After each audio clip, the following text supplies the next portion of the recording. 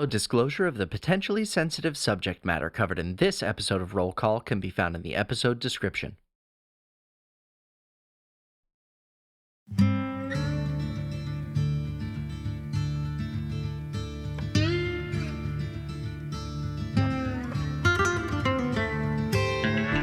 In the southwestern corner of the world of Mirabellis, beneath the third hottest of her suns, lies the Outlands, a hostile territory of outlaws and curses.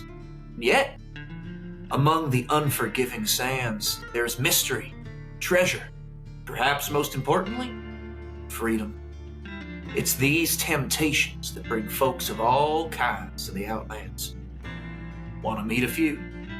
Well then, how's about a little roll call? I'm Ben Pimental, and I play Alden Ambergris, a man with as many secrets as coins in his pouch. I'm Gurkowski, and I play Percival Wynnemark. I don't try to be the best, it just keeps happening. I'm SJ Nelson, and I play Madge Smalls. All I really have is a ladle and a dream, and some visions. I'm Shaylee Bowman, and I play Kaia Vaeloris, wrestling with fury and blood, trying to master the storm inside her. I'm Patrick Holt, and I play Twig. I may have a bit of an attitude, so don't poke the bear. I'm Stone Mountain, and I play Zero. And I'm just a guy. Normal guy. No magic here. No, sir. Don't worry about it. And pulling the strings is the game master. It's me, JP Coletta. So, let's jump into this episode of Roll Call.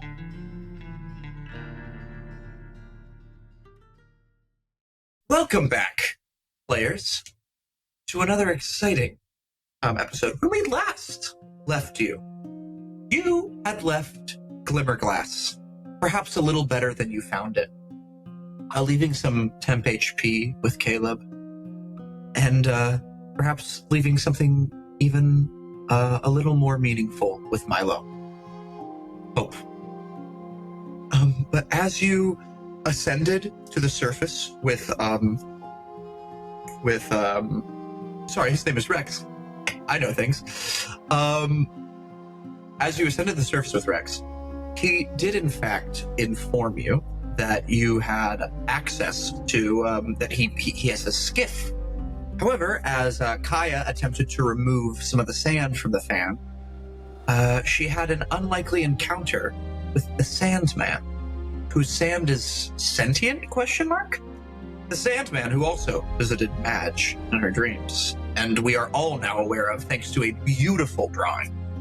However, we all went along our merry way on the skiff towards Iron Hook Crossing.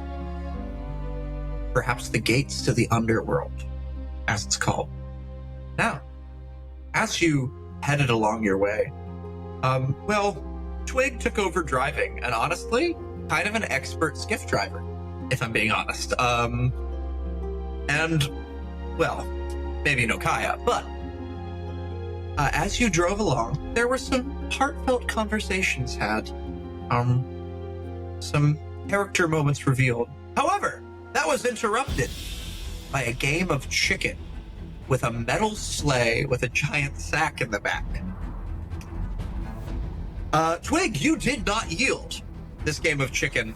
You did break, however, and as you broke, it skidded past you sideways, and out stepped a man, a dark figure against the beating, unyielding sun. But as he steps out of that shadow of the sleigh and into the light, you hear, well,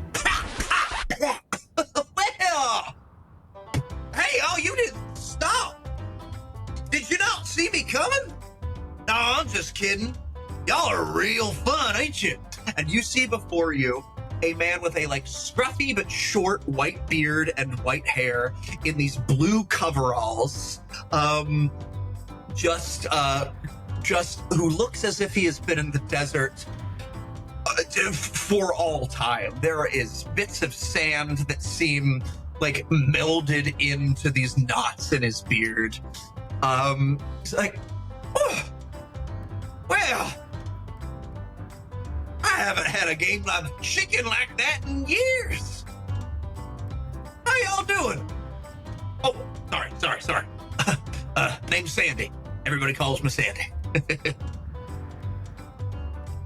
I think Kaia will step forward in front of the group and kind of puff her chest out a little bit. He will near that. She'll take out her hand and she'll shake his hand very tightly to assert dominance. Yes. As you do that, you're like, "Whoa, you got a strong grip there," and he will he will do it right back, and he'll just like, you're both like squeezing for dear life. He goes, "I don't know what we're doing, but I like it." Nice to meet you. It's nice to meet you too. What'd you say your name was? I didn't, but it's Kaia. Kaia. Like, Kaia, I like that. All right. That's kind of fun. All right. Who's the driver? Who did that? Who done did that? That would be me. Well, it's nice to meet you, me. I'm Sandy. Nice to meet you, Sandy. You call me whatever you want. All right, I will, me. All right, so we got me. We got myself. What, is your name I? He says, pointing at 0.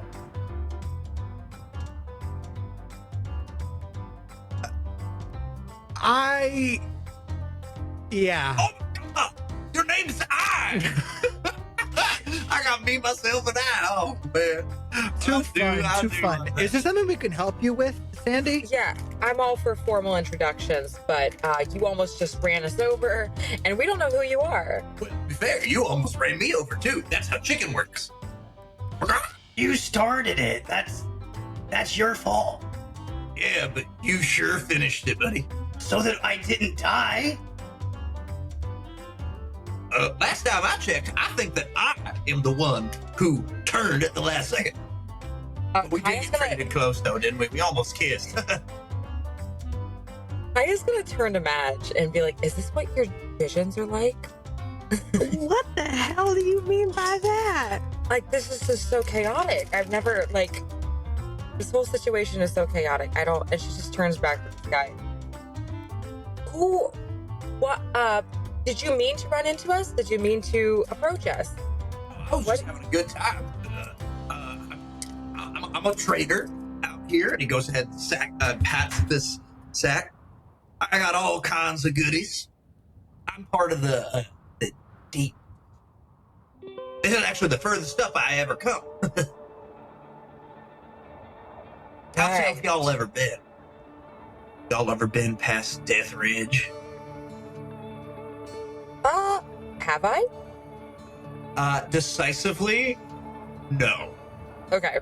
No one from Dustgrith ventures that far south.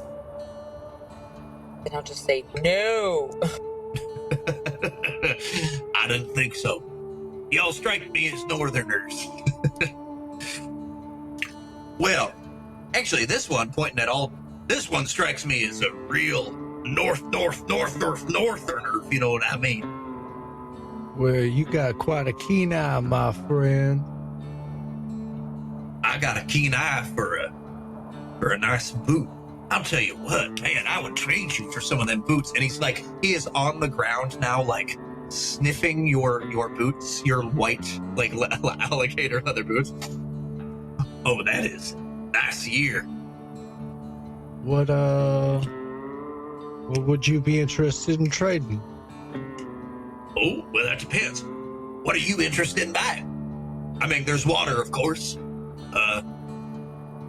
Besides that, I got a couple of, and he goes ahead and starts, he literally cuts a hole in the sack, and a bunch of random items fall out, and the hole magically self-repairs. Like, I got a couple things right here. And then, of course, just say the word. I got tons of water, I'll tell you what. Where do you get your water from? Curiosity.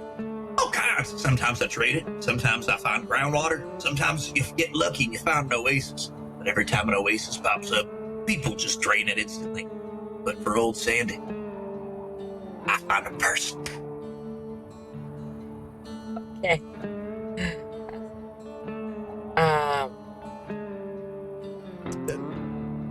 You wouldn't happen to have any regulator coils, would you? What the hell's is a regulator coil? And can I have one? No. Anybody else want anything from this desert man? It's just a pile of things. What do you have? I don't know. Let's see. This is a. This ain't nothing. Oh, he pulls out like. Well, I got this real nice dress, and he pulls out this like pink, like lacy. It's very, very clearly a nightgown. It's like, oh, but you don't want that. Oh, I got these goggles at night. They help you see in the dark. Let's see. Now I got this, and he pulls out this white, what almost looks like ivory rod with a button on it. He goes, watch this. And he puts it up there, and he presses the button, and it just stays. Like, I got one of these. I found this. It's real different. I'll tell you the coolest part about it. This has been out in the desert for years. Hey, never get dirty. Look at it. And he's like walking under it, doing like limbo, like not a speck of dirt on it. So are you implying that you would trade that for these here boots? Oh, absolutely. I mean, you could throw the boots in the pie, but I mean, this is he just hits the button and it falls to the ground. This is of a special value to me. But I'll tell you what, throwing those boots, maybe throwing that hat, maybe. Let's say I'm feeling mighty generous. 3 rations worth of water, and I'd say you call yourself a deal.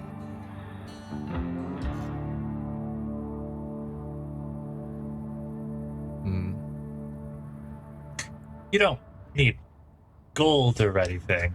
Yeah, I don't. Kind of got that vibe. Yeah. Who trades in gold? Maybe they do that up north, but way down south, past Death Ridge, nobody deals in gold down there. Don't need it. What am I gonna do but buy it?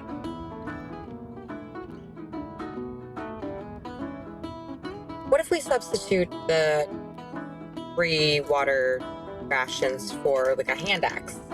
I have a hand axe. You could have that. What kind of hand axe? Show it to me. A lightweight hand axe. I don't know why. It's just in my inventory. I have so many in my inventory. I don't know why. That's super fair. He's gonna like take it and he's gonna like flip it. That's pretty good craftsmanship. Who made this? Probably Boris, right? I was wondering if you were gonna say Boris or Caleb, like somebody like that. Yeah, I feel like Boris probably would have made this. So I'm gonna say just my buddy, Boris. Your buddy's got. I prefer a handle. I'll tell you what. You don't see him that symmetrical these days. You know what? All right. I'm feeling mighty generous. It is just a hand axe after all. But I will say, the boots, the hat, and this hand axe, and 2 rations of water for this here. I call it a rod that don't move. This feels like a lot for just a rod that doesn't move. Could I? Have you seen this thing? He presses the button again. It stays right there. Would Alden recognize this as an immovable rod? Yes. Yeah. Especially an artificer, I'll give you that for. Does this all things considered, does this sound like a fair ask? Well, I mean, the immovable rod, as you know it, is like it's not a common item, but it's also not like super duper rare. I will say though, you're not exactly familiar with the water exchange rate in the desert. Yeah. I know it's valuable. And that's why even 2 rations, I'm skeptical about trading on top of the other things.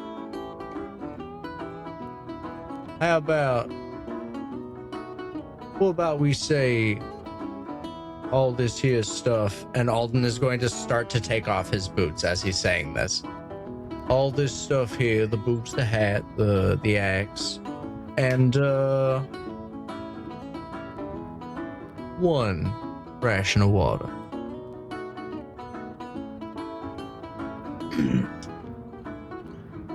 While he's thinking, could I also... Oh, you're gonna ask for a check. I'm literally about to ask to do a check. I definitely researched the Outlands before coming here, and obviously the Guildland's information on the Outlands is limited, but is there anything in what I would have read about people like Sandy that seem to almost be timeless and roam this part of the world? Because he seems like some sort of something special, or he's just a random dude. You know that there are... You know that it supposedly has its own economy out here, that there are a lot of people who come out here just to trade. I will say, being a trader, I'll kind of just give you this information for free, since you were coming out here to do trade anyway. You would certainly know that there's kind of 2 kinds of towns and 2 kinds of places in the Guildlands. Or sorry, in the Outlands. There's the people, as he's calling you, the Northerners. Places like Duskrith, like even if they're cut off, they still do trade with the outside world. And because of that, gold has remained a standard. But there's people who live even further into more dangerous territory, and those are people who have completely committed their entire lives to living out in the desert and have no contact with the outside world, and therefore have taken on their own economies. I won't give you any more than that, but I will say you can make a persuasion check if you'd like to talk Sandy down to 1 ration. I would.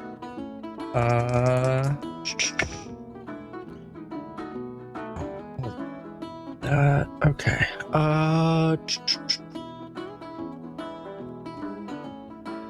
22.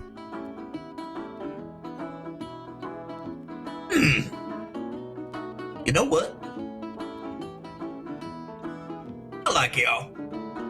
In fact, where is it? He goes ahead, he pulls out a couple various items, goggles, a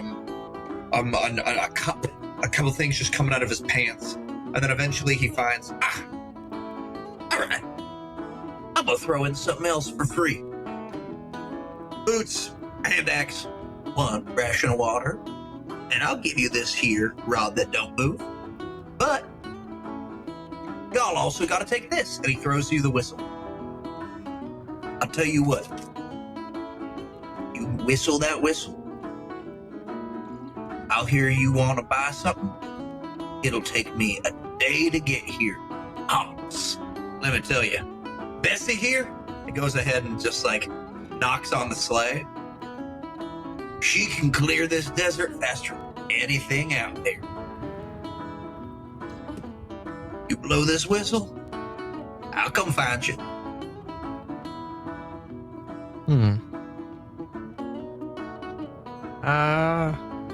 How we feel about this? Yeah, take it. Sure. We're at our most water poor right now, so if we live and fix the condenser, we could... I mean, I know some of you human-esque people, those goggles at night would be pretty useful, so we can't get them now, but I'd be happy to do business with Sandy when we're a little richer. All right. Yeah, so I will hand over the boots the hat as well? Yeah. Okay. Yes, please. Cool. The boots, the hat, You can keep the hand axe. and the ration of water. All right. He takes that ration of water, and you watch as he pages it back a little before he does this, and then he cuts another hole in a different side of the sack, and you see that there's like almost a lake of water in there, and he just dumps it into this lake and then magically mends it shut. Well, all right. It was a pleasure doing business and playing chicken with y'all. I hope our paths cross again sometime. If you don't mind me asking, where are you folks headed?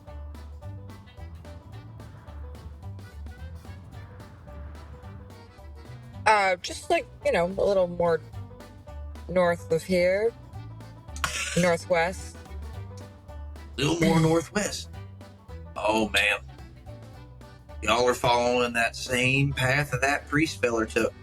I ain't seen him since then. I done give him a whistle, too. He never blew it. Father Brian?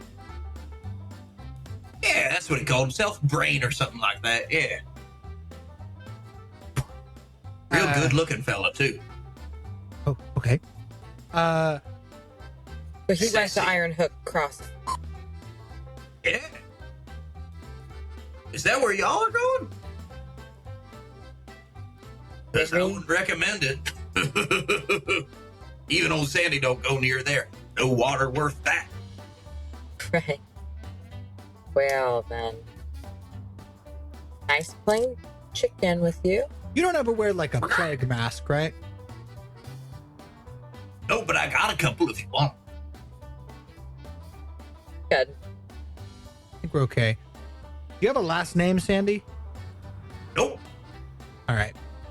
Well, we'll whistle if we need you. All right. Well, y'all have fun dying. Hope I hear you that whistle someday. Anyway. And he pounds on Bessie and goes, "Caw, Bessie!" And he just hits it, and it suddenly zooms off in the opposite direction.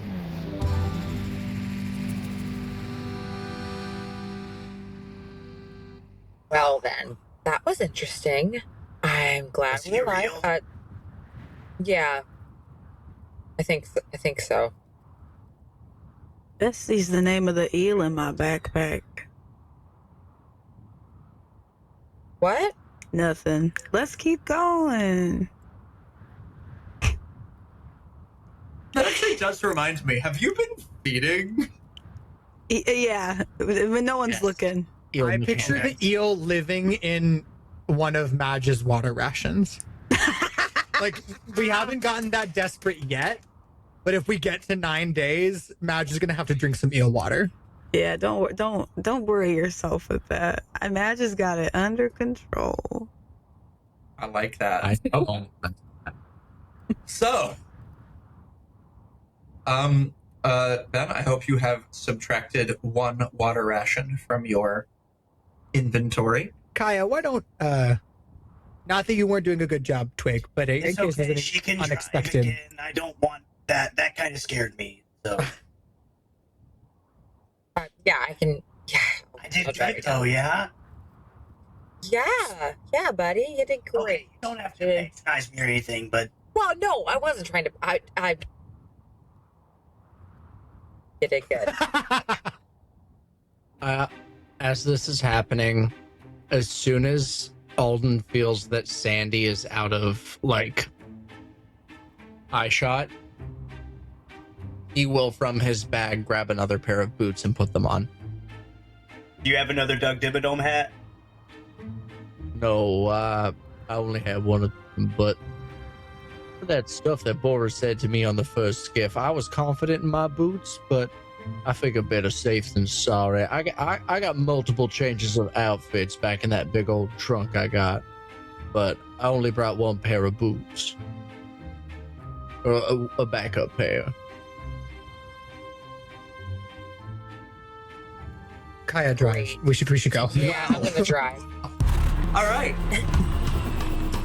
As you carry on, there are no more games of chicken.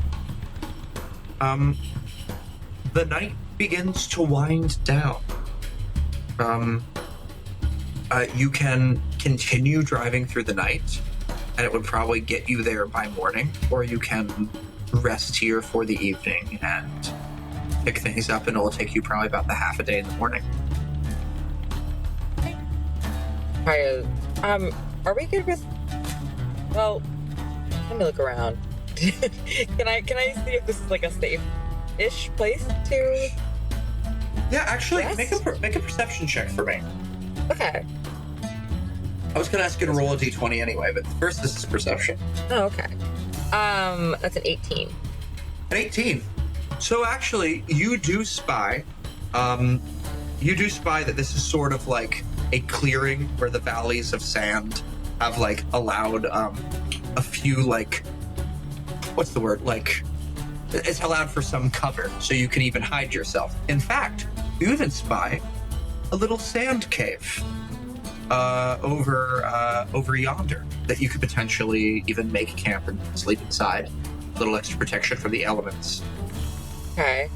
Do I know, like, are sand caves normally inhabited by things, or?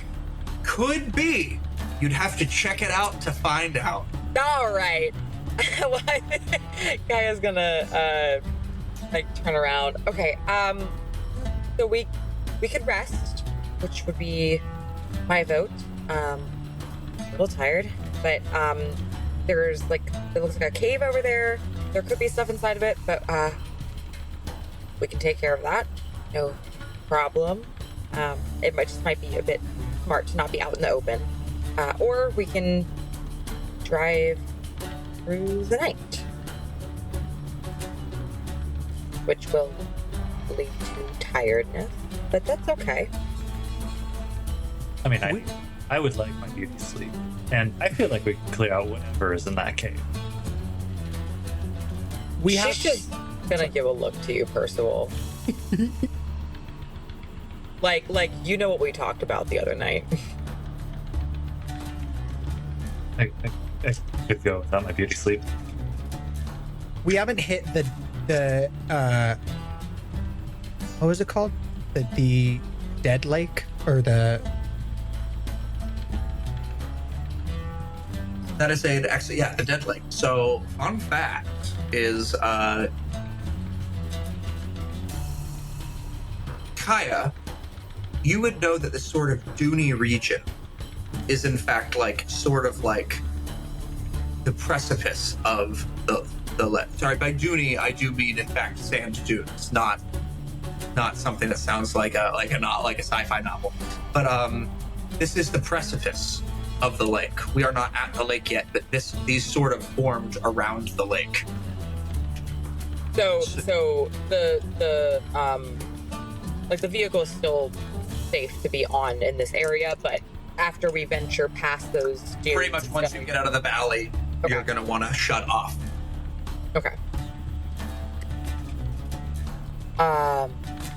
Yeah, I just feel like it's gonna be best for us to stay here, because if we go further, we're gonna have to get off the ski diff anyways, and it'll be in the middle of the dark. So yeah, let's just because the sharks, the sand sharks. Right. Yeah. Yeah, I think if you think best to camp here, then let's do it. Any other objections? Oh. Okay. All right. Well then, she's just gonna turn it off. And so awkward. And walk. I'll follow. I'll draw I'm not very good with it, but I'll draw my dagger if we think that there's something in the cave that's gonna get us. I'll be ready. Twig will see the dagger come out and kind of he'll follow behind him. Such an asshole. I know. Kaia's gonna summon a great axe from the sand, and kind of venture in front. Cool. All right. Turn my cane into my rapier and follow as well. Go ahead, and I will say, Since Kaia, you're in front, and you can do so with advantage because you have the whole party behind you, make another perception check. Or investigation check, whichever is higher. Oh, wow. Yippee! My perception's better. Oh, thank God! Because one was a natural 1, but the other one was an 18, so that'll be 21. 21. Oh, that's boring. My dice are on the other side, so I have to roll something. Virtually, which is lame. Okay.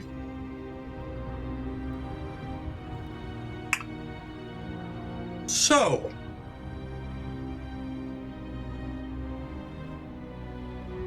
as you enter into the mouth of this cave,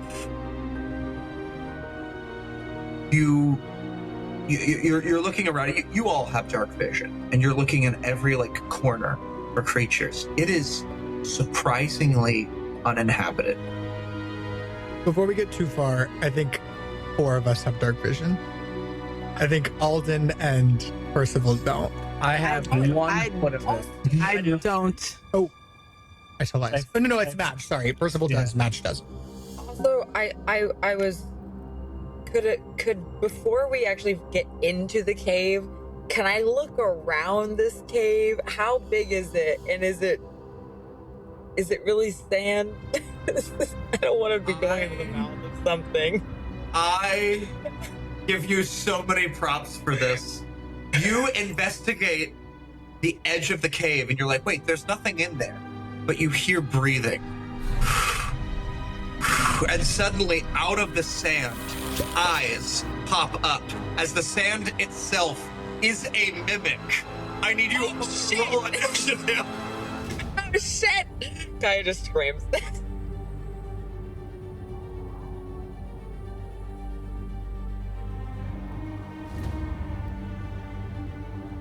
Everything's a mimic. That will be a 19 for Kaia. A 19 for Kaia. Okay, hold on. I'm too proud of myself. Anyway. Kaia, a 19, okay. Can I get Madge? Madge got a 15. A 15, alright. Percival. A 23. A 23, okay. Alden. 21. Anyway. Yeah, charmed. Okay. 0. 22. 22. And Twig. 5. Okay. So, breaking the pattern there, and then... Cool. All right. So, with that, our order will be Percival 0, Alden, Kaia, Madge, and Twig. All right, and with that, we're first up as this sand creature's teeth begin to show in the mouth of the cave. Percival, what's up, buddy?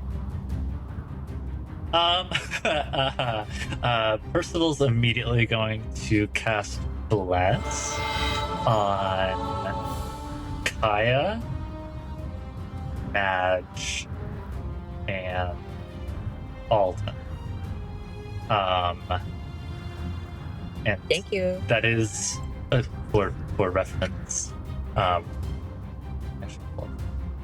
means that if you make an attack roll or saving throw before the end of the spell, you can add a d4 to the attack roll or save.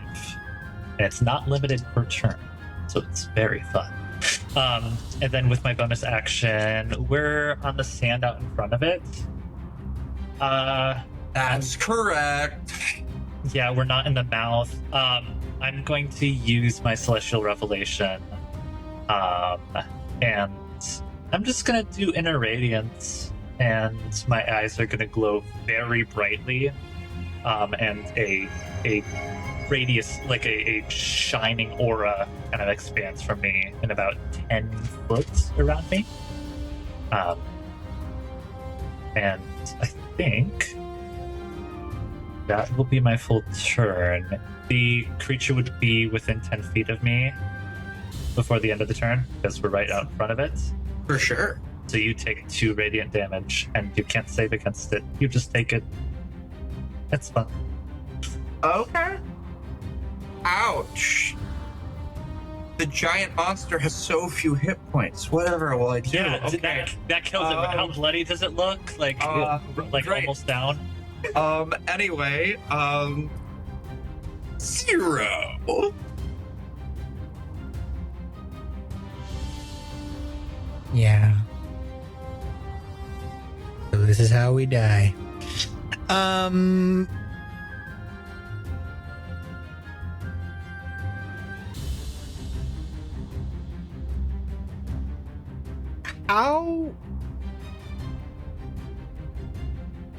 How big is this opening?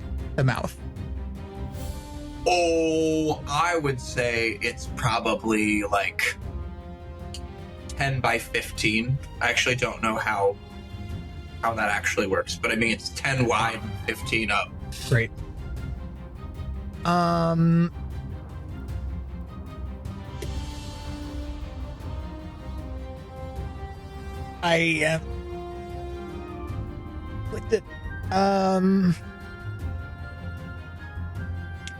This seems super dangerous, but Zero is not trying to.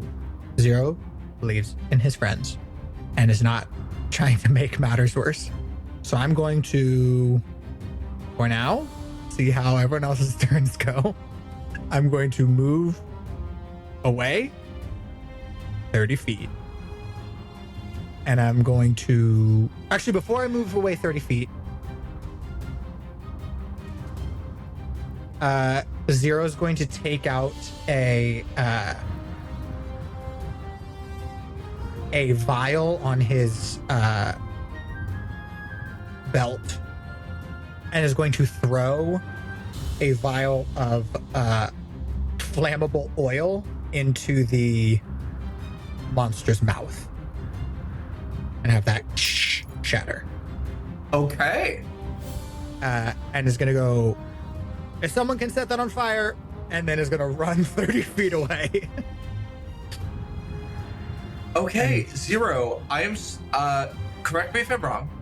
I do just want to say, did you not say that you were going to be right behind Kaia with a dagger? I was right. I think I was second in line. So you would say that you were within 10 feet of the mouth? Yeah. Kind of makes sense. Yeah, I guess. So it is going to do an attack of opportunity. I'm just a baby. I'm sorry. That's going to be a 26 to hit. Yeah, that's just double my AC. I guess. I know the guess that answer. hurts. I don't need you to say it, but I wanted you to. And that is going to be 14 points of bludgeoning damage. That's going to be silvery barbs on that. Okay. I'm sorry. Let me reroll. Easy, not one. That's going to be an 18 to hit. That still hits. I'm so sorry. I will re-roll that. And that is going to be 13 points of bludgeoning damage. One less. Yeah, I just saved you said basically. Heck yeah. And so basically you're like, if somebody could light that on fire, but as you're running away from beneath the sands, the tongue continues to come up from the sand and just yeets you into the air and slams you down. Boom! As it retracts. For flavor, am I prone or am I mechanically prone? For flavor. Okay, great. No, I crawl and keep running. so instantly, Correct. so badly hurt. But we'll move my 30 feet away. That's my turn. That's what I like to hear. All right, Alden. All right. I would like to. So there seems to be a clear front to this thing, right? I would imagine that the tongue and the eyes are a good giveaway of what the front is. Yes. So how far would it be to maybe get around the back? like, it's 30 feet long, so probably like 40. to get around to the back. All right, so then I'm gonna bonus action dash. I'm gonna do a little skip, hop, and a jump, and get around to the back, so that I could be flanking this thing.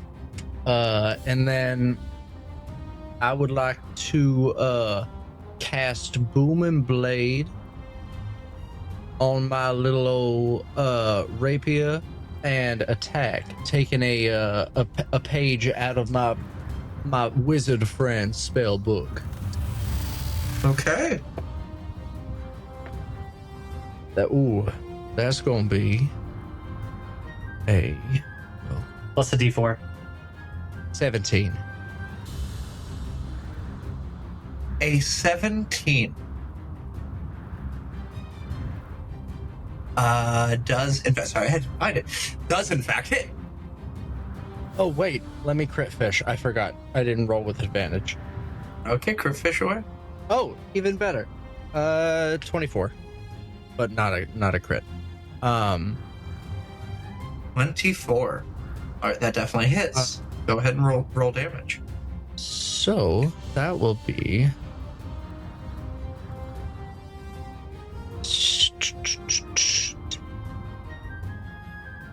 18 silvered piercing. Silvered piercing. Okay. And then yeah, if it willingly moves more than 5 feet, it's going to take some more damage. That is a great thing to note. However, I do need you to make a oh gosh.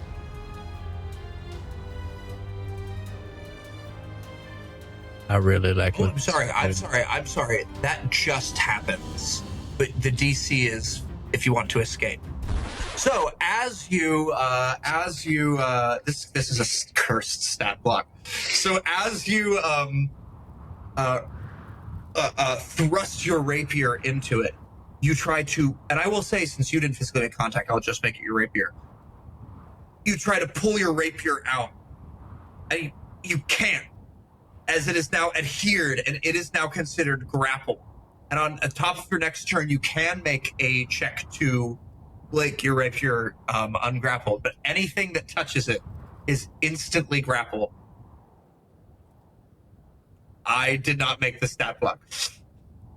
Wow. Okay. Very good to know. So Alden will yell out.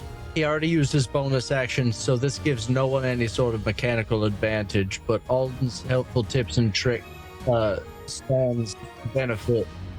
He's just going to yell out across the little sand monster, "Hey, maybe avoid touching this thing. I can't get my damn sword out of here." Okay. I got. Lovely. Kaia. Fantastic. Have This fun, is just Marcos. great. This is great. This is fantastic. Actually, Kaia is going to at these words, she's so freaking mad. She is going to rage. And I'll mark that off.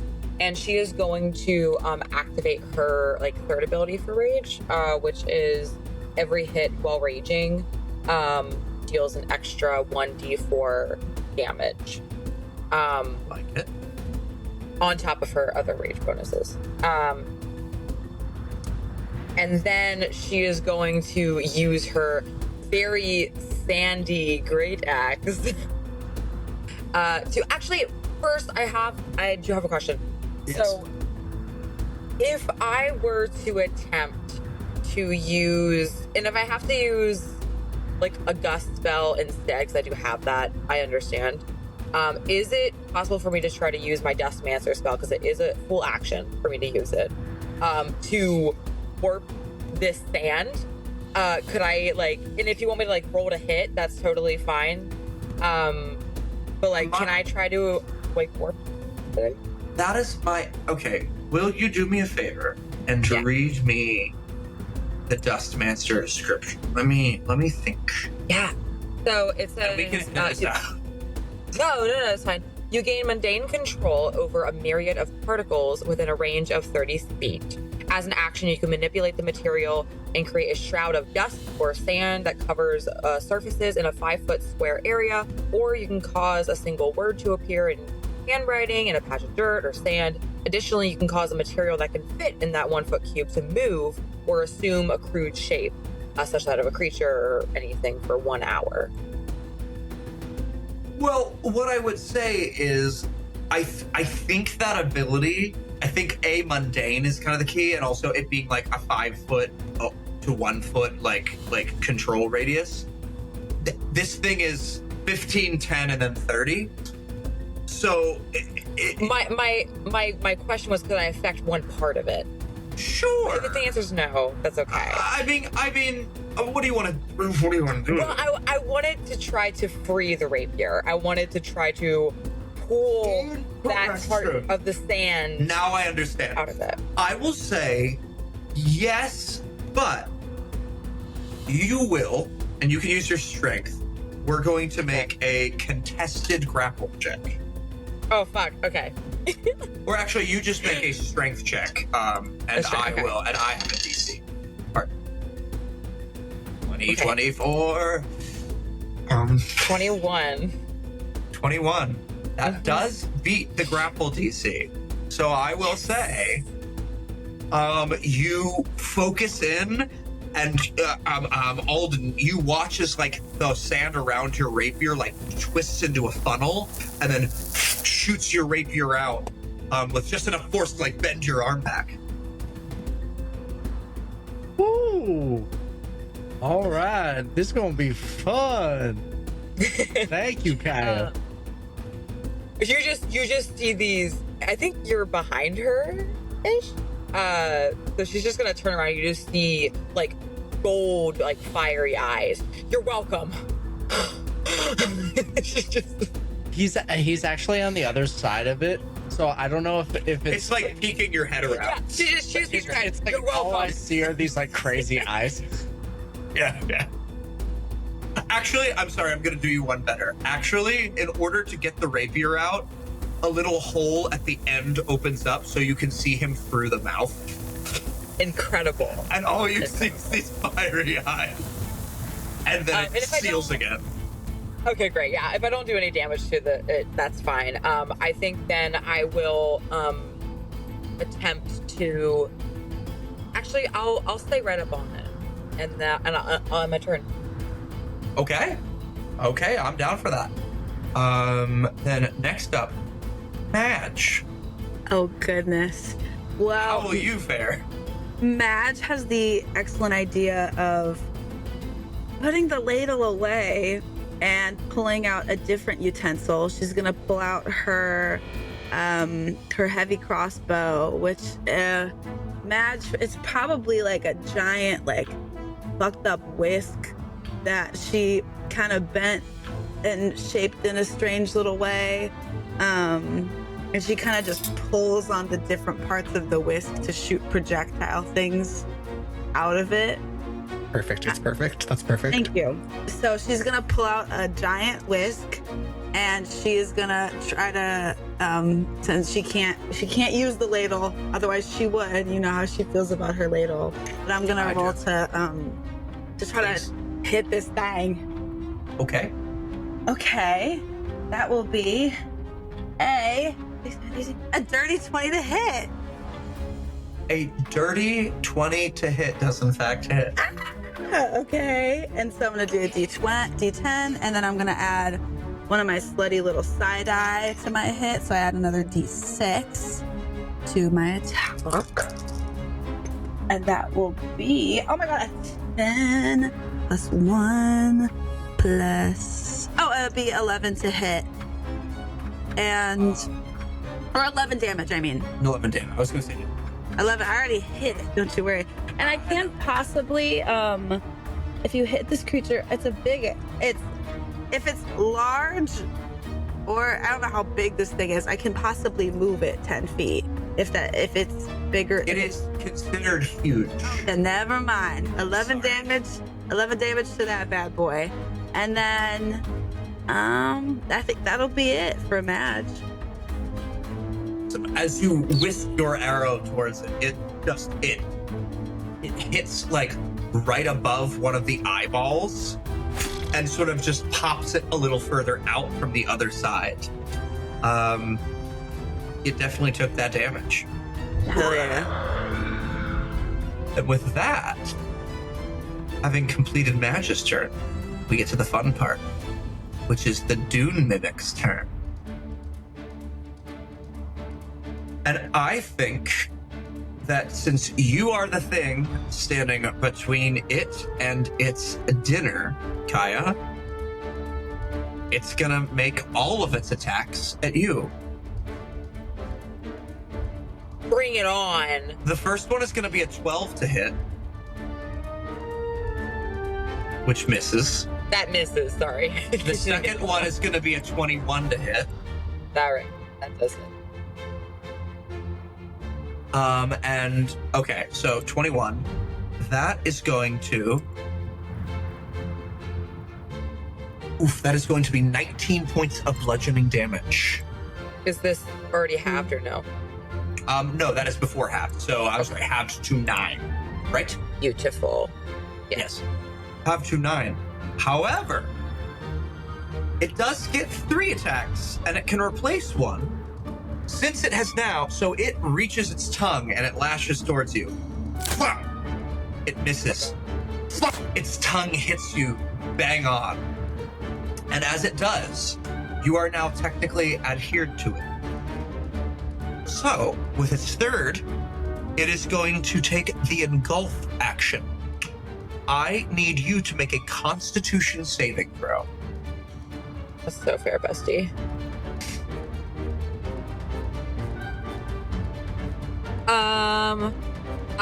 21. 21.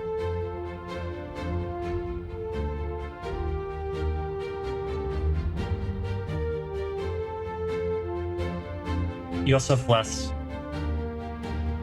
Okay, cool. Bless. Cool. So you take 25.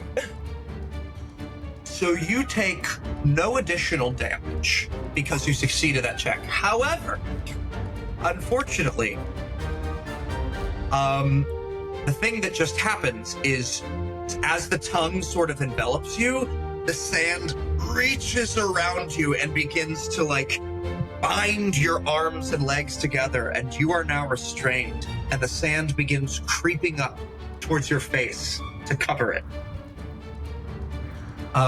Anyway. So the restrained condition, am I able to make a check my next turn? Or you can the restrained condition applies while you are grappled, so you will also be able to make the grapple check. If you break the grapple, you break the engulf. The engulf is on top of the grapple and requires the grapple. Beautiful. Fantastic. But yes, so yes. And I'm sure you will make that check. No problem. Kaia's just gonna scream out, hit it, hit it, hit it. Okay. Anyway, Twig, last but not least. Yeah, I'll hit it.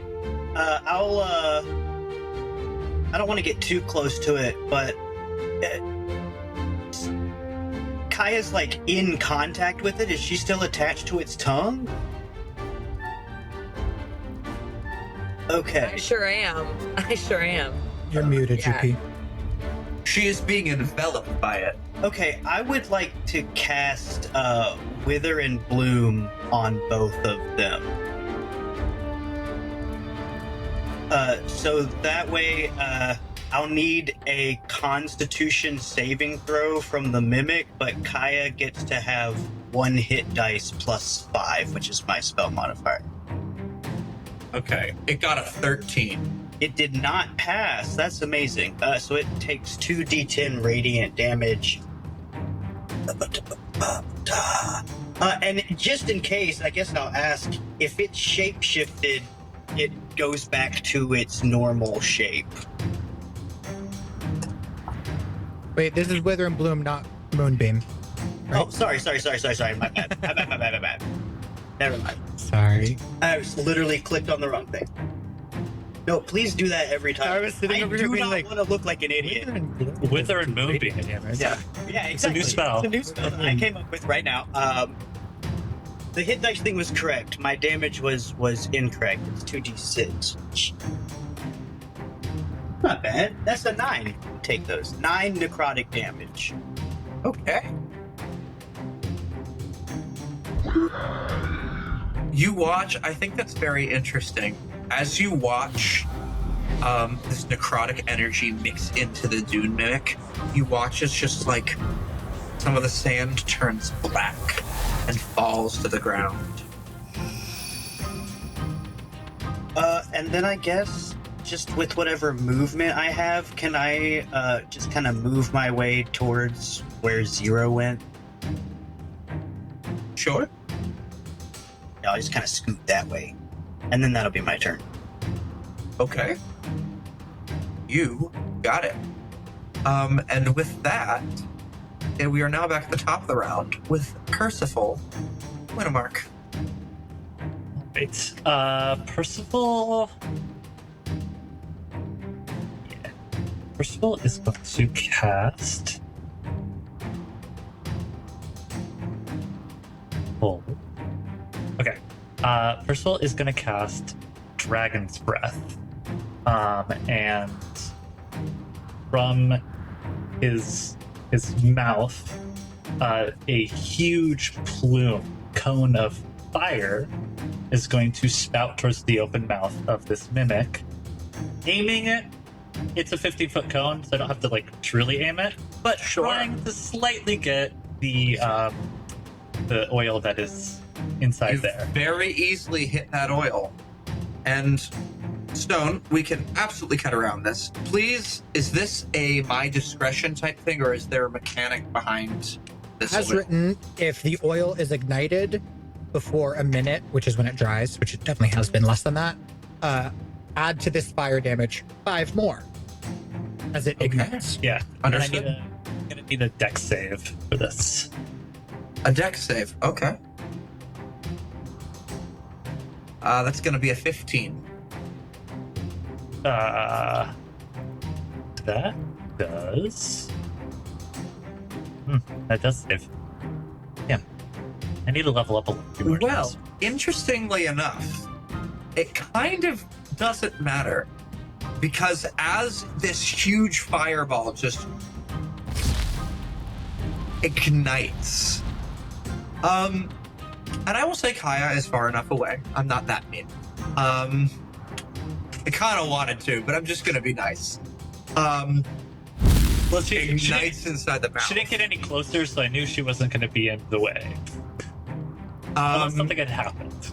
You watch as it just seems to like it sends up a plume of light that just this dark fiery light that illuminates its eyes that just begin to blink over and over again, spider-like at you.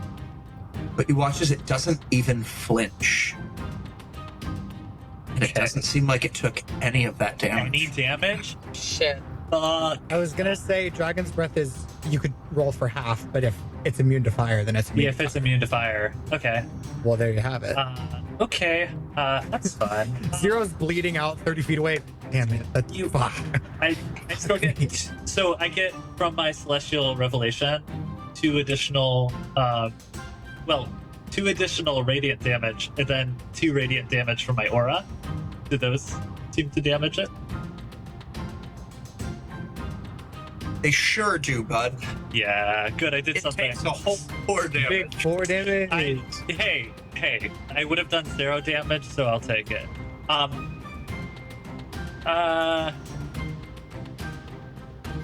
I wish I had more bonus actions. Percival's actually going to square up and take his shield and actually bang against it with his hand, and just call out to it, "Here, boy! Here, boy!" Okay, so you bet here, boy, bang, bang, bang over here, and one of its 8 eyes goes over to you, but the rest stay locked on its current prey. However, speaking of 0 damage, 0. What's up? Hey, that's only entirely true. I'm gonna spit up some blood and see that it takes no fire damage. See, Kaia is wrapped up in this, and with some real fear in my eyes, look to Twig and say, do we feel like this is make things more dangerous time, or are we okay?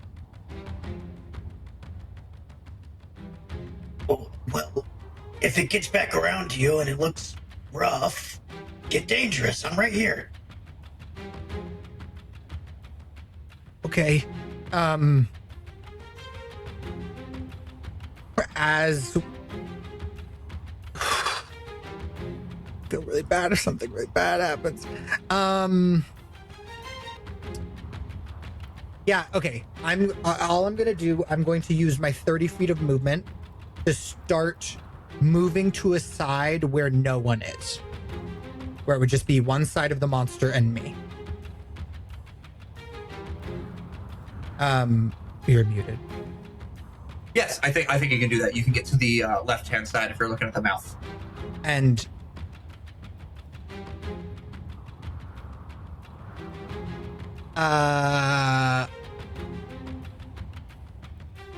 is anyone besides the monster within 30 feet of me? Kaia. Fuck.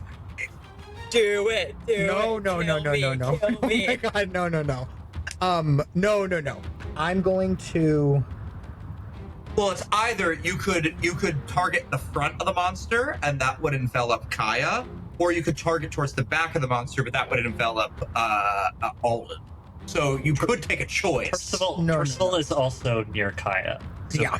Percival Yeah, but also I sent him to the left side because you're on the right side. I'm on the right side. Okay, cool. If I dash, could I get to a place where it's open sand and some part of 30 feet around me hits the monster only?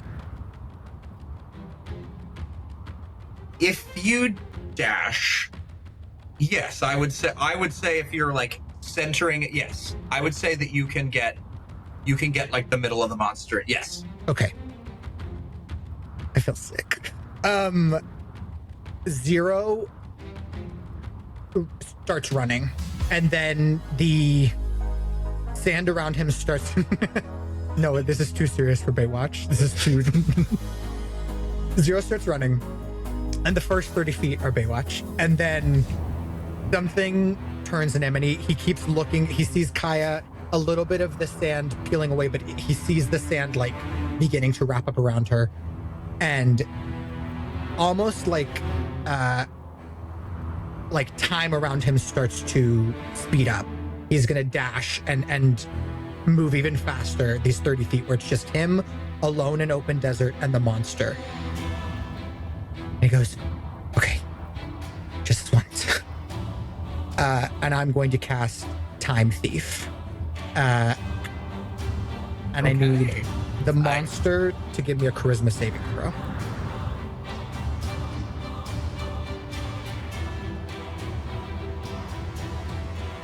That is a 5. I didn't think we were getting to this. Okay. I'm really excited about it. I just don't want Kaia to die. Okay, here we go.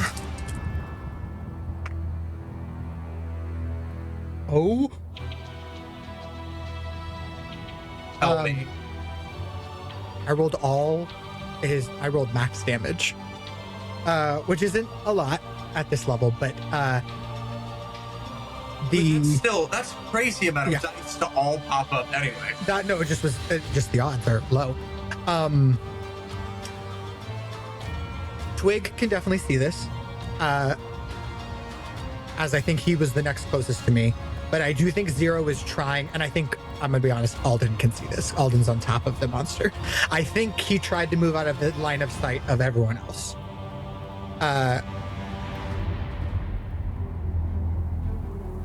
Magic and sand picks up around 0, and his face starts like shifting and warping like it's in multiple places at once. And the magic, these like dark green tendrils latch into the side of this creature.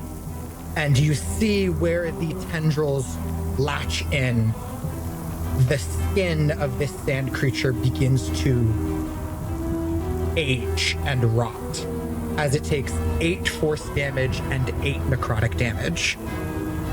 And a piece of whatever is being siphoned off leaves the monster, leaving this aged scar, and goes into 0. And I'm just gonna make an executive decision. Only Twig and Alden can hear.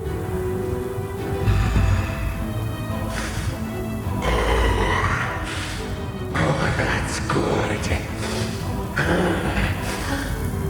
As 0 is like fighting for control over himself, you see his face almost gets a little younger, his cheeks a little more flush as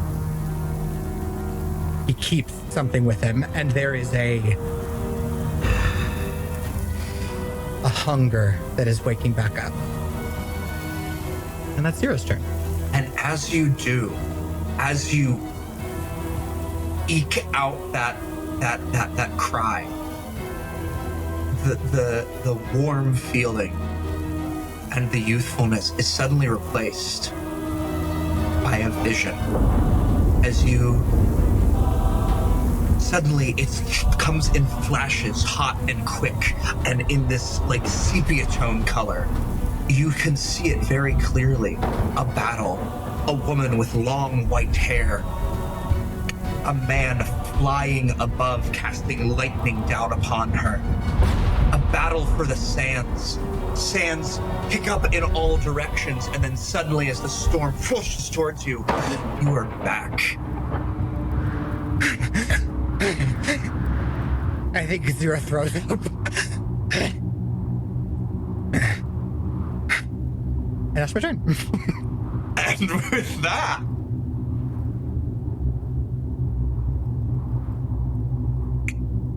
oh gosh, it's the Alden, you're up. What in the holy shit? What is, how do, who the,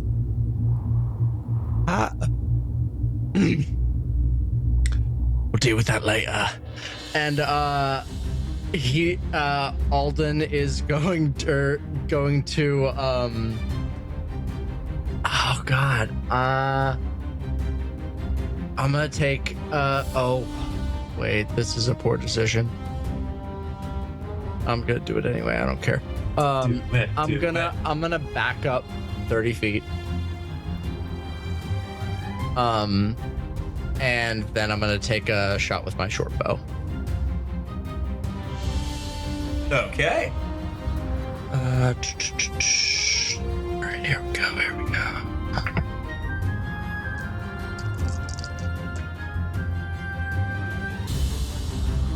That's crazy. I rolled with advantage because of my rogue shit that I have going on, and I rolled 2 11s. It's the same thing on both die. That was fun. For a total of? For plus 4 from the blessed for 15, plus another 4 for 19. Hits. Beautiful. So that will be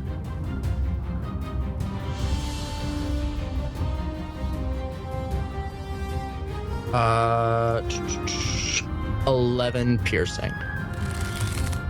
11 piercing. Yeah. And then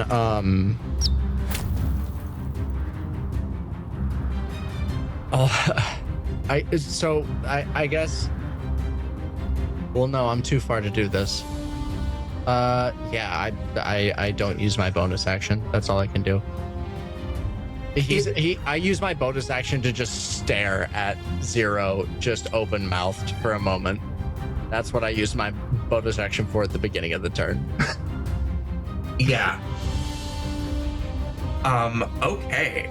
Kaia, you're up with Madge on deck. Okay. You She's may gonna make that strength save, yeah. Yeah, okay. Oh no. Oh no. It's 14, 16 with the bless? That bless saved you. You do, in fact, break the grapple. That bless really came in clutch for you. You like just burst through the sand out of the tongue, and you are free. Because I feel blessed. Great, fantastic. That was my action, right?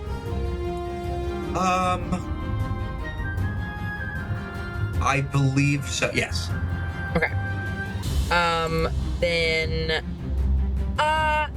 she can't really do too much. I don't really want her to.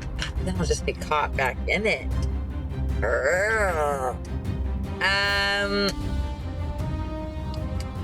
But then if it's catching me, then it's not hurting anybody else. So I think Kaia will stay, but she's gonna drop her. She's gonna drop her great axe, and it's gonna turn to sand. And then she's going to re-summon it as a glaive. Okay. As her bonus action. And then do I want to back up a little bit? Oh, I don't know. She stays. She stays. She's really mad. She doesn't know what to do. Okay. With that, we are now up at Madge. Right. Madge is gonna keep using that whisk, baby girl. Yeah, baby girl. Oh, that. I love that so much. Oh, that ain't good. I got an 11. That is not gonna hit. I'm so sorry. Is there anything I can freaking do? I don't know if there's anything I want to do right now. Give me 7 seconds. Action surge. Oh, wait, you're right. Thank you, Stone. I always forget that that's an option. I'll action surge. Why not? Fuck it. Yeah! That will be a 16 to hit. That hits. Okay. Where's my dice? Okay. I'm gonna do another side eye. Fuck it. Oh, baby. That's gonna be 8 damage. 8, what damage? Oh, what the hell is it? Piercing? Piercing. Sit. All right. And then Madge's, that's it.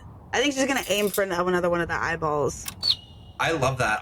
I'm gonna say that you go into the one that you like popped out a little, and then you push it back in and pierce it, and it's just squishes everywhere. Oh yeah. Madge feels like she's playing whack-a-mole, but with a mimic's eyeballs. And that'll be her turn. I'm so glad you're having fun. Anyway, all right. It is now the mimic's turn. And the mimic is pissed in 2 directions right now. So suddenly, you watch as 2 of its eyes disappear from the front, get sucked in, and then Alden, right in front of your face, they just pop out, and it can now see you.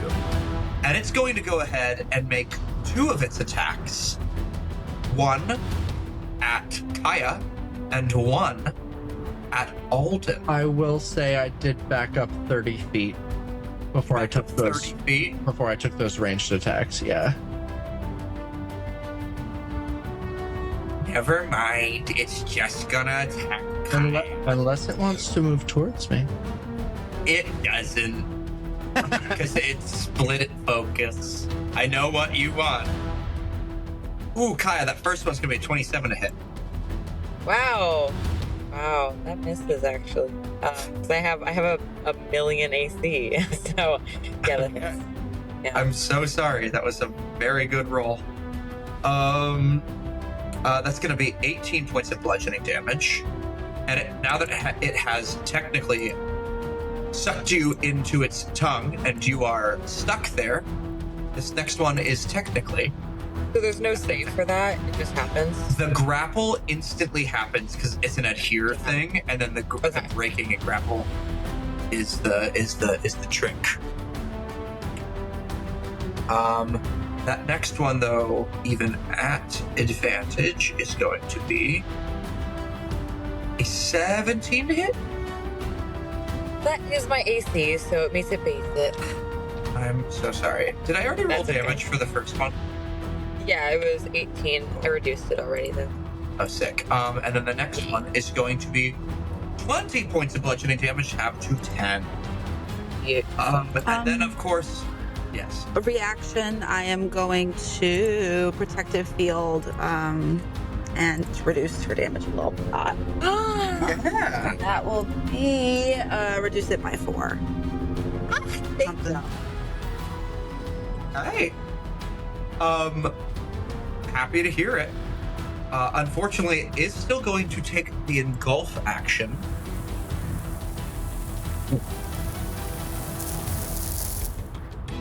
Kaia is not feeling great. I am gonna need a Constitution saving throw. Okay. You're so good at those. My big metal dice. Okay. 22. 22. That does once again succeed, so you take no additional damage. But you are... And I'm so sorry, I missed this the first time. The engulf target is restrained and blinded. That's so fair. So, yes. She's just gonna go, oh, fuck, Jared! You have one turn before you are unable to breathe. I'm so sorry. Fair. Did That's so Kaia fair, say Misty. Pop-Tarts? No.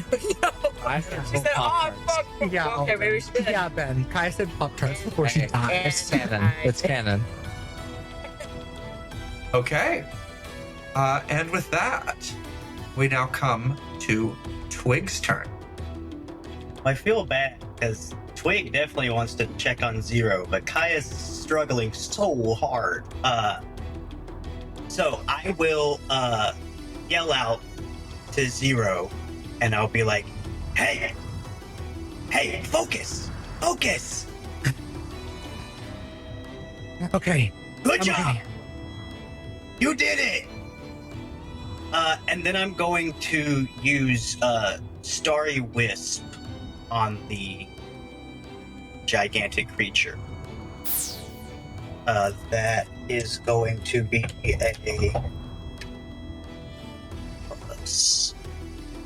a 19 to hit. That hits. Yay! And it's gonna take 6 points of radiant damage, and it is now emitting a dim light in a 10-foot radius. Interesting. It is glowing this faint dim light off of the sand as it is starting to look hurt, as like the sand just starts falling off of it like a rainstorm kicking up dust. And you can see that there's like a little bit of an amorphous body underneath, like this like viscous musculature underneath. Very good. It's starting to look hurt even. I think I'll use my movement now to get 30 feet closer to where Zero is. And then that will do it for Twig. Percival, we are back at the top of the round. Gotcha. Okay. No fire spells. I have a sad number of fire spells that I suddenly can't do. Did I mention I love the stat block? Yeah, I don't, so, you know. I am going to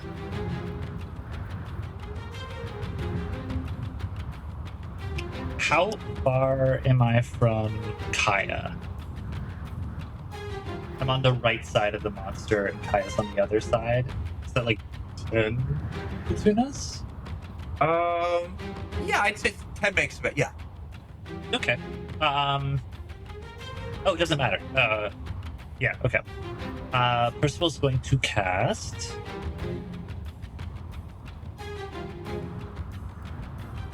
Cloud of Daggers, centered on the eye that's closest to me. I'm gonna cast Cloud of Daggers. So I need. Wait, is there a save to that? Is Cloud of Daggers on casting, or is it on their turn? Yeah, I need to figure that out. You fill the air of spinning daggers in a cube 5 feet on each side, so it's centered on the eyeball. Yep. And a creature takes 4d4 slashing damage when it enters the spell area for the first time on a turn, or starts its turn there. Okay, so it's on turn. It's both. No. You get to roll it now as well. Yeah. Enters it for the first time, which is casting. Kookie. That is going to be. Where's my d4? Is there a save? Nope.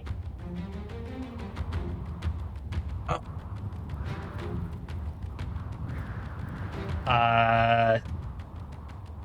11 points of slashing damage. Okay. You shred another one of these eyeballs. It just turns around in the daggers until it is like completely shredded up and like this liquid just falls to the ground. Eyeball juice. Hell yeah. That's the medical term. There's not much I can do. It has that focused on it now, so I'm gonna kind of keep that there. Oh, I do lose concentration on plus. Oh, that is true, because you just cast another concentration spell. Yep. So I do drop that, unfortunately. That will be my turn. I'll still stand there. Roll good, Kaia. Sorry. I think you mean roll well. And that's our podcast. Thank you so much for listening today. Oh my God. Forward kill on Ben. All right. Whoa! No, let's get this above table. Let's Hey, take this above table. I'm taking shots. All right. He liked it. Anyway, He's into it, the sick fuck. It does. We know. Anyway, speaking of Ben, what fuckery do you have for us today? So I skipped 0. I skipped 0. Okay, yeah. I'm sorry. Ben haunted me. 0. Okay. Twig is 25 feet away from me, right? More or less. Great. I want to move within 10 feet of the monster. I am going to attempt to cast Chromatic Orb. I have to roll a con saving throw against my spell saving DC. Wait, the dice are really telling their story this day. I rolled it at disadvantage because I am haunted. But one of those is a natural 20, and the other was a 15 on the die, which becomes a dirty 20, which beats my spell save DC. I actually cast the spell. So let me roll the hit first before I start describing things. I would roll this attack. I'm just so everyone, we can cut all this. Who cares? I would roll this first attack roll at disadvantage. I have my innate sorcery active, so advantage and disadvantage cancel out. I roll it flat. I got a 18 to hit. That does in fact hit. Great. And select your damage type. Fire, right? No. I'm gonna do lightning. I think lightning seems safe. I bet poison, this thing maybe wouldn't care because it's like made of sand, and fire clearly it likes. So let's try lightning.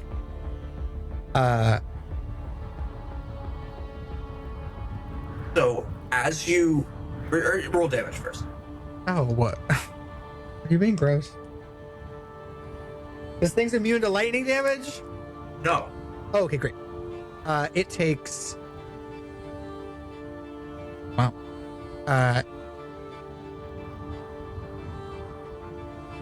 20 lightning damage. 20 lightning damage. So, as you reach your hand back to cast your spell, you hear a familiar voice. Really? You're gonna cast time magic now? Don't you remember what happened last time?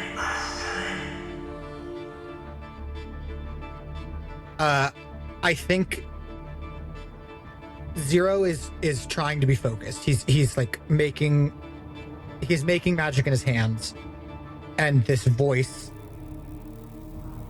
picks up in his mind, and he, in a panic, grabs at his necklace, and the ball of lightning starts whirling and gets unstable and just like shoots a hole into this monster. And it hopefully hits. It hits, and it does 20 points of lightning damage. He's not here. He's not here. You actually hit something. There's a first time for everything, little Zero. God. He'll be here. He's not here. And I think I'm gonna see as Zero's like almost falling prone into a panic attack. The only thing that's pulling him out of it is he sees Kaia, and he sees this sand still closing in around her. And he goes, "No, come on." And that bit of time is going to launch out from him and go to Kaia. And Kaia is going to heal for 6. As some of the sand that's closing around you, you almost see the sand that's like beginning to go into your throat. You see little flecks of like tiny cloths or something gold and green, and that sand reverses just slightly, enough for you to like gain your breath back and close some of the wounds you've taken. Ended that charge. Yeah, Kaia, as you receive that healing, at first you feel that warm golden clocks, as you were describing, coming over you, and you literally feel as if your skin is repairing itself, as if you're unwinding the damage that was just done to you. And then suddenly, just as you feel that, your mind is suddenly filled with the same flashes that Zero's was. A woman with white hair in the sands, a lightning storm being controlled by a man flying above, and suddenly a dust storm, and you're back. We're going for broke. This lightning shoots out of Zero, hits the monster, and you see, I can keep going. And he pulls some of it back, and you see again some of this withering is pulled off of him as I used a leveled spell. And Zero's cheeks go kind of gold, and his eyes go green and blue and gold. And I'm going to expend not my charge, but 2 charges of meta magic to quicken spell Sorceress Burst on the monster. Holy crap! We're gonna sleep after this, right? A dirty 20 to hit. That hits. I'm gonna pick lightning again. Oh shit! Okay. Whoa. Okay. Zero's big day. It's lightning. You roll 1d8. If you roll an 8 on your d8 for the spell, you can roll another d8 and add that to the damage. I rolled an 8, so I'm gonna add some more. 14 more lightning. As time rewinds and you see the bolt of lightning that I've shot out, like, redirects its path, goes back in my hand, and I launch it again into a new spot, breaking a bigger hole in this monster. How do you want to do this? Oh shit. Sun's getting real low. Oh shit. Fuck. Zero does not look like himself. He is calling on magic that people haven't seen before, that like some of which maybe Twig maybe hasn't seen before. And as he's going, he sees the healing take on Kaia, and it almost like revs his engine, and he goes, "Yeah, I can get going. I can get going." And he reverses time, sends this lightning back through it, and the orb of lightning almost like congeals inside the monster and detonates again. Not unlike maybe a detonation that we've seen Zero do on himself by accident, but this time in the right spot as he breathes in this magic that he seems to be pulling out of the very life force of this monster. That's what you fucking get! Put her down! And you see the lightning, the last bit of it, slices at the tongue and severs what was holding Kaia. As when this creature comes to rest, almost like a heart murmur, or like when you get too much adrenaline, you'll see Zero will fall to his knees, and it looks like he might throw up again. But like as the magic is kind of pulsing around him as he's trying to sort of calm himself down.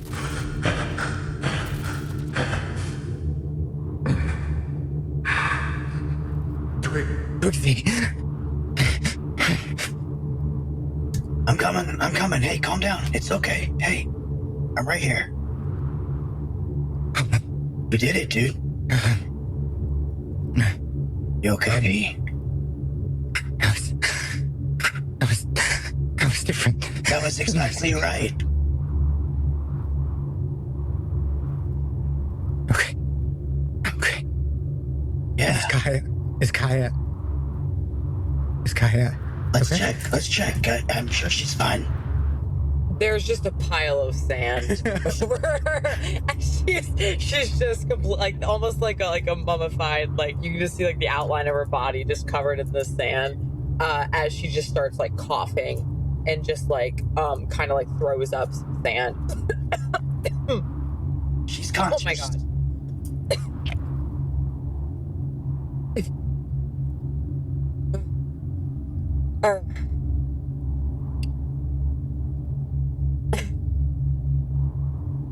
Good job. That was good. Good job. Thanks.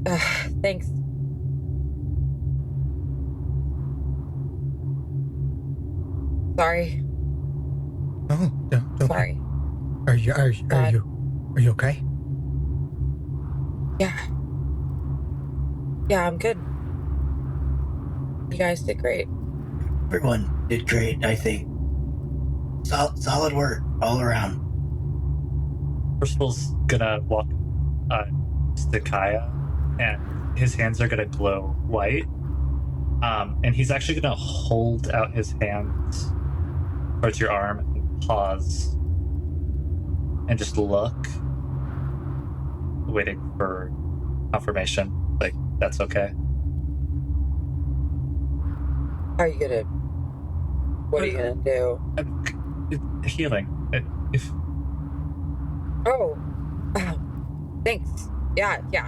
and Percival grabs your arm and you heal 2d4.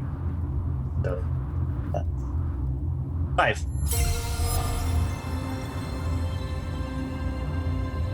And the whole time that he's doing this, Percival will be giving a very questioning look over towards Zero. I think at this point you'll see, for those of you at home, innate sorcery lasts a minute, and you'll see that magic, like there was almost like a circle around him of like sand being pushed back, even when he fell and stood back up, even when he was walking with Twig. It doesn't look, I was gonna say it doesn't look dangerous. That's not true. It isn't immediately hurting Twig, but it is sort of, there is a field being generated. And I think as this healing is cast and you see Zero start to catch his breath, the sand is going to, at his feet, sort of calm down. And that gold and green and blue in his eyes will fade, and they'll just be his normal green eyes. Twig will also give Zero a cure wounds while he's calming down. 10. Thank you.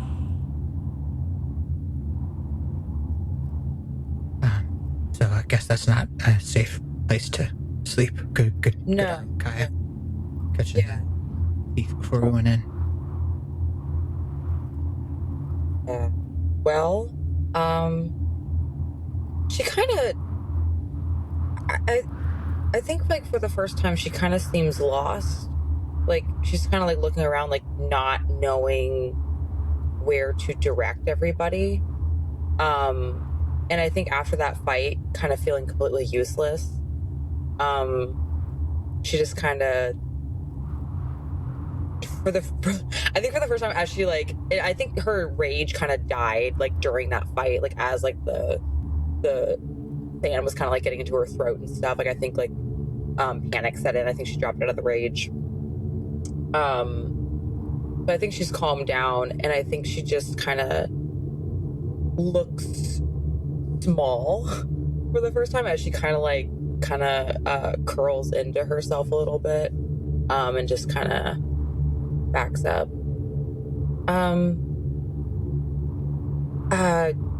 Just any ideas where to? Why don't we could? Maybe we just make camp around the skiff. It's a structure. We have bedrolls. As long as a sandstorm or anything doesn't come, maybe just there. Sure. She's just gonna walk. Could I do some sort of Arcana check? About what, Ben? No, you can't. just something I happened to see about, I don't know, 30 seconds ago in game time. Sure. Percival also will 100% do one, but I did not see the bulk of it. I only saw the final innate sorcery. Okay. Yeah. Go ahead and make some Arcana checks for her. Did you roll them? Not yet, no. Or at least I didn't.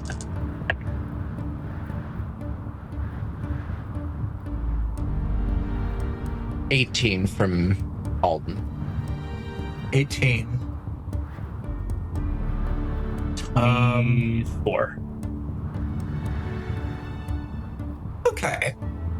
And specifically, you are just trying to be like, the answer is like, what was that? Is the question we were looking for? Well, here, you go first. Percival's specifically going to kind of do a more direct, like, what is this magic? And have I encountered something similar to this before? That's kind of what mine's going to be aimed at. Okay. And then, Alden, is yours similar? Or is yours a slightly different line of inquiry? So, I mean, connected, but the thing that Alden would really be focusing on is, like, the lack of control that he saw and the almost, like, split personality moment that Alden and Twig would have seen at the beginning of all of that. So, 18 to 22, I will provide you. Percival, you have never seen any specific magic quite like Zero's. However, you can recognize the school pretty well, just from like the type of decay isn't the type of with necromantic magic, that is almost an instant just wither. Whereas this magic that you just saw was chronomancy, the magic of time. Yeah, the most powerful. Yes, Brennan, we're huge fans. We'd love to have you on the show. Please come on the show. Please come on the show. Anyway, I would say you have not seen this particular brand anywhere. And you would also know that while it's incredibly powerful, It's also pretty rare in the Arcane Dominion. There are not a lot of chronomancers. I would also even give you that that the hillbillies to the south in Sanctamara also very, very, very much frown upon that type of magic. More than, they frown upon arcane, but it is particularly profane to mess with time and death. Where are the two? Now, Alden. I will say it is canonically hill bobbies. They're hill bobbies, actually. I'm sorry, hill bobbies. The hill bobby, the bobby hills. Thank to you. the south. Thank you so much, Oh JP. my God. All right. Yes. And Alden. Yeah, it definitely seemed like Zero was talking to / and about someone else. Throughout that. I would say that's kind of all. That's kind of all you can glean from that. It was definitely communicating with an entity of some kind, or at least trying to block an entity out. Heard. Okay.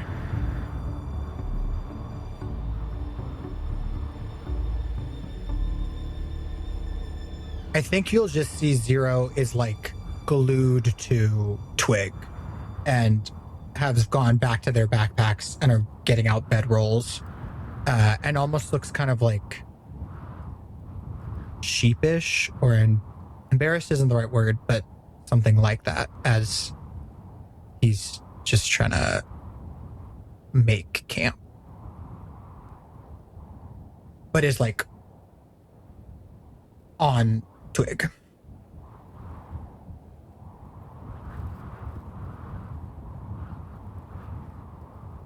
Okay. Well, as the dust settles, and as the dust settles on this fight, how are we setting up camp?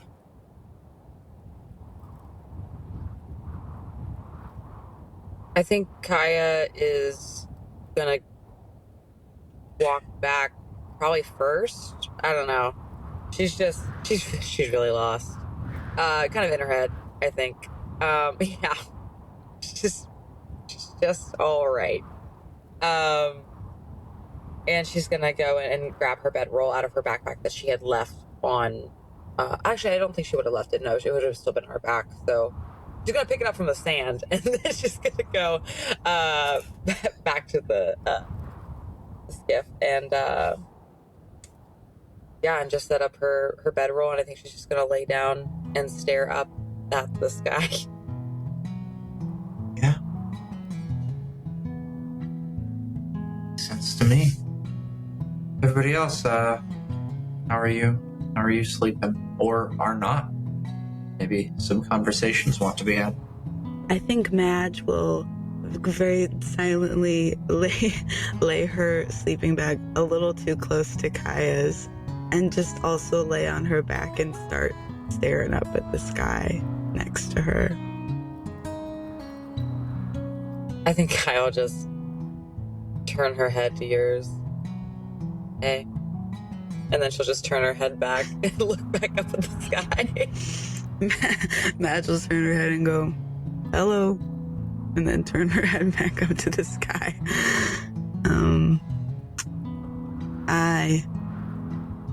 I know how you feel, and I'm not a strong, powerful woman like you are. But I know how it feels to get my ass kicked and thrown in the sand, and you all made me feel better about it. And this is only temporary. You know, you can't have the hills without the valleys. And I've seen you kick everybody else's ass. So I'm sure this is temporary. And I know you know that, but I know in the moment it sucks and it feels real shitty, but I have no doubt about you. So if that means anything. And we don't even have to talk about it. We can just lay in the sky if you want. But I just want to let you know that I think you're great.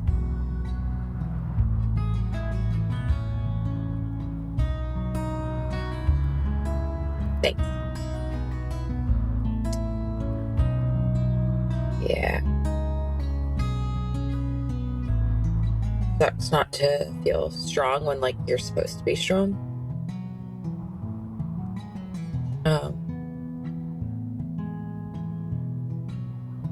I mean, I was meant to protect you guys, so I think... yeah, I just think not being able to do that kind of sucked. Especially because that's what I thought that I was good at. So not being able to do the one thing that I could, and I just really hate seeing that I need magic and not being able to do it just sucks. You don't need magic. I mean, it's cool and all. You know, I mean, I have my own weird little thing I do, but you don't need it. And there's a reason it's not just you out here doing this alone. There's all of us. There's 6 of us for a reason, you know. You're here to protect us, and you have been. Trust me, you have been. But I mean, you're a very powerful person, and whether you do end up having magic or you don't, that's not going to change the incredible person that you are, and the strength that you have, and your ability to carry on. But I understand. You know, I was supposed to protect my grandma, and here I am, 1,000 million miles away. I get it. But if you need someone to tell you that you're doing a good job, it's me. You're doing a great job, and I believe in you. And sometimes you gotta fall on your butt to get back up again. And falling on your butt sucks. It's in the sand. It's all up in there. It's everywhere. I don't like it at all. It's no good. But magic or not, I think you're a really cool lady.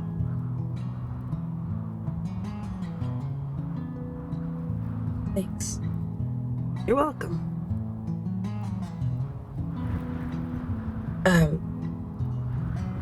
Why did you... I feel like I've been crying a lot recently. It's so okay I to be nosy. I don't care. Well, why did you leave your grandma? Like, did you choose to? Or... No. It's very... Where I'm from is very strange, and there's a lot of religious shenanigans going on, and some cultists, as I call them, hurt my grandma real bad, and froze her hand off, and took her ring. And one day they were marching around, and I saw one of them with my grandma's ring on their finger. So I went up and I took my ladle and I cut that man's hand off, and I got my grandma's ring back. 'Cause that's not his fucking ring. And it's they not didn't his like fucking that. ring. That's exactly. See, you get it. And they didn't like that very much, and they chased me out of Morelumen, and I didn't get to say goodbye to my grandma, and I don't know if she's okay. But I just kept running. They kept following me until I couldn't run anymore, and now I'm here, and it's hard. It's real hard. But I have my grandma's ring on my hand, and I got her ladle, and I'm here to help all of you. But then I hope hope one day I can come back, and I hope to the gods she's okay. But yeah, that's why I'm here. It's kind of crazy. I'm not very violent by nature, but I saw that ring on his hand, and I said, "Oh my goodness, I gotta get that fucking thing back." And he's not very happy about it. But a hand for a hand. That's what my grandma always says. That's a good thing to live by. Absolutely. Can I see the ring? Oh, absolutely. I show it to her. It's very old, like an old random gem that looks like it was washed up in the sea or something strange, like wrapped in some wire. All very clunky, but made with love. And it kind of, I would say it glows with the green glow that when Madge's grandma gave her the ladle, it has a little bit of that on it. I'll show. I'll slide it off, and you can try it on. Oh my goodness. Okay. She's gonna like try it with different fingers. I think there's a couple that it fits on. She kind of like puts it up to the sky. It's birdie. I don't really wear much jewelry, but is it magic? I'll be honest. I really don't know. I think it might be. It could be. I didn't get the chance to ask her about it. I just know she always wore it. And I knew I had to get it back. But maybe one day I'll find out. Maybe when I see my grandma again. But you think so? I mean, think about prophetic, which I really don't know much. I mean, my family has a lot of them, but I don't know. You've just been seeing your grandma a lot, which could mean a different thing. But I don't know.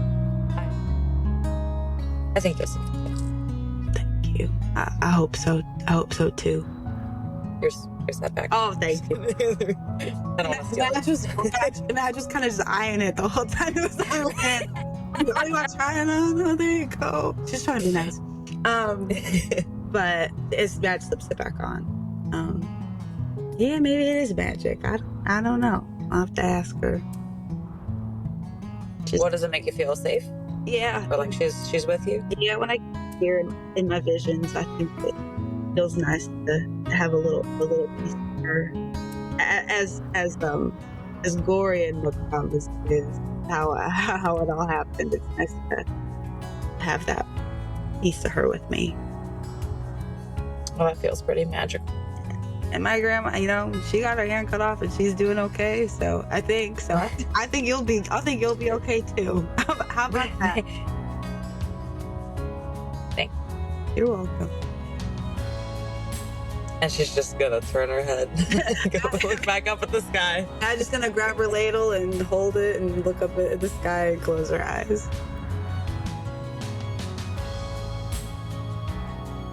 Sweet. Anyone else for campfire before we go to bed?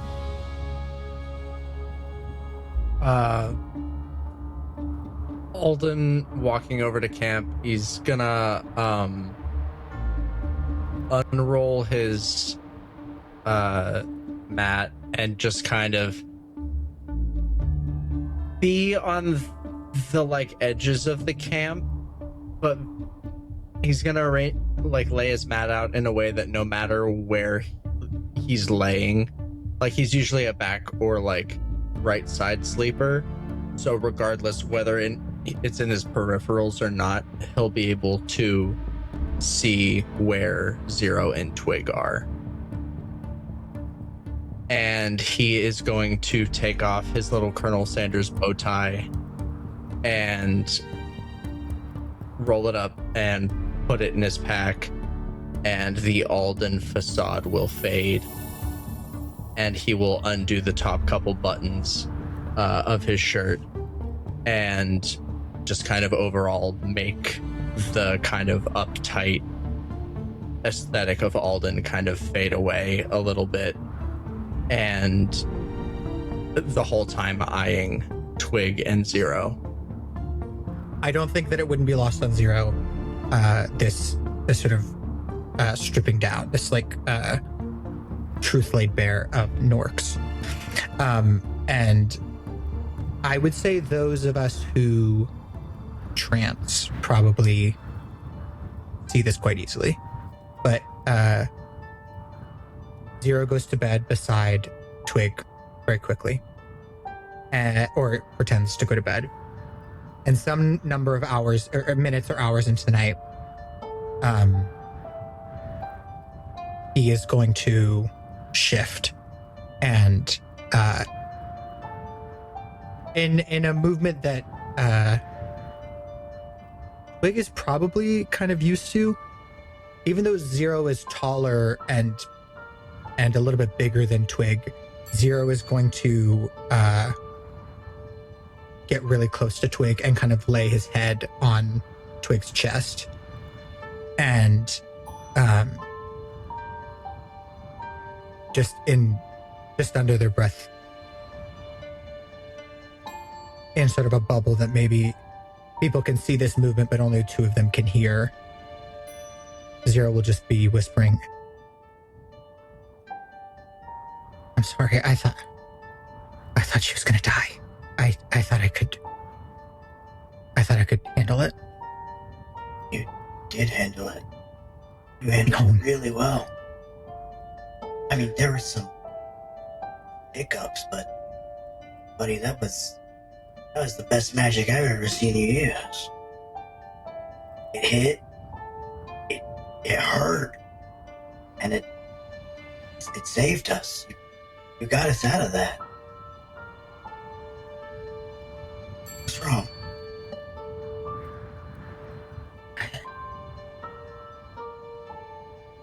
I don't like how good it felt. Sure. I heard you and it brought me back, but I wanted to keep going. I'm always so hungry. I just don't like being like that. Okay. And he's almost like palming your cloak, like he's pressing his face into your chest. I'm glad it works. I didn't think it was going to work that well. And I get it. He'll put a hand on the top of your head. Sorry. Oh, no, it's okay. You know, sometimes when I'm a bear or a lion, it feels really good to slash stuff up or bite things or, you know, throw my weight around. It feels good, but you know, you were in control. That's good. You're talking to yourself a little bit. Is it? You all right? Yeah. At first, it was just the hunger. Like I wanted to hurt that thing. I wanted to take something, and then when I tried to cast the spell, it was I know sometimes you think I'm just seeing things, but it was that wolf. Oh, your dog? You're always talking about your dog. Fucking asshole. You say he's an asshole. He is, and he was telling me that I couldn't do it, and then even when I did do it, he was, I don't know, trying to make me mess up or confuse me or... But you didn't mess up. You did it. You killed that thing. And you saved Kaia and me and Alden.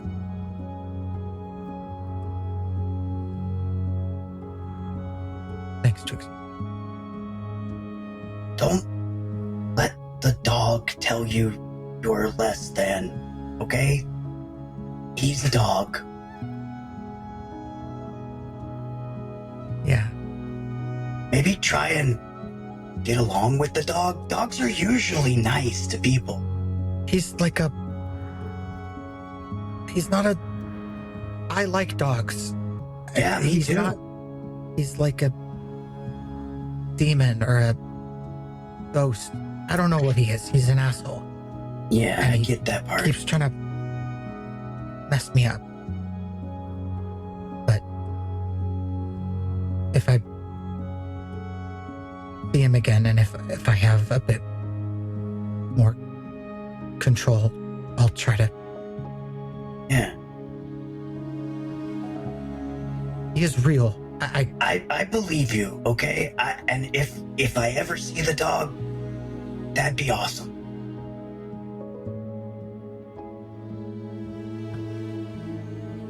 I'm not. You wouldn't lie about that. I know you. Thanks. Just, if you ever feel that hunger again, just take a breath, then look around. I'll be there somewhere. It's kind of what I'm afraid of. Hey, come on. I You think think you'll see his eyes go you to think- your hair. You think you can take me? He's an asshole. You know you can take it, Zero. What's up? What? What's up? Oh. It's nothing. I thought. I'm just tired. All right. Good night, Twixie. Good night, bud. You did a good job today. I think he just. It's one more of those, like, almost like a comfort titan. Like he just holds Twig real close to him. And his body kind of relaxes and he'll fall asleep like that.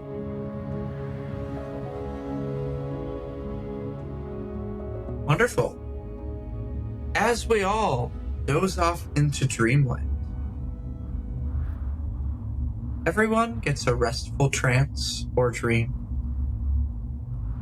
Except for Kaia. Kaia, your mind on repeat. You cannot get out of your head during this trance.